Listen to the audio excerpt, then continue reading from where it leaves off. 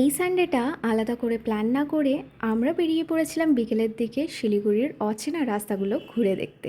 High, আমি Shanvita and welcome to my mini blog. সকাল থেকে প্রচণ্ড গরম থাকায় আমরা আর আজকে প্ল্যান না করে সোজা বেরিয়ে পড়েছিলাম আমাদের এই বাড়ির সামনে থেকে। একটা ফরেস্ট আছে, সেই রাস্তা ধরে একদম সামনের দিকে। আর দেখো রাস্তাটা কতটা সুন্দর, আর তোমরা তো জানো গ্রিনারি এরিয়া আমার কতটা পছন্দের। শিলিগুড়ির লোকালসরা এই জায়গাটাকে রাজফাফড়ি নামেই কিন্তু বলে থাকে। শিলিগুড়ির কোলাহল ছেড়ে এই জায়গাটা কিন্তু অনেকটাই শান্ত। আর সেদিন কিছু লোকনাথ বাবার পুজো ছিল, তাই এটাকে কেন্দ্র করে বলতে পারো একটা বড় মেলাও বসেছিল সামনের মাঠে। তো যাই হোক, আমরা বেশিক্ষণ এই জায়গায় না দাঁড়িয়ে ঠাকুর দর্শন করে আমরা সোজা রওনা দিলাম অন্য আরেকটা রাস্তার দিকে। আর এই জায়গাটা ভীষণ সুন্দর।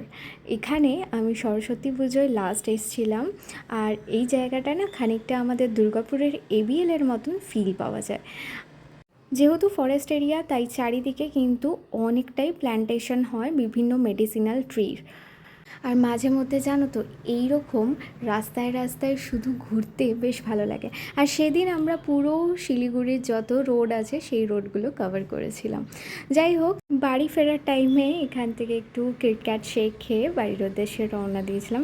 That's it for today. দেখা হচ্ছে খুব তাড়াতাড়ি নেক্সট ব্লগ নিয়ে। ভালো থেকো সবাই।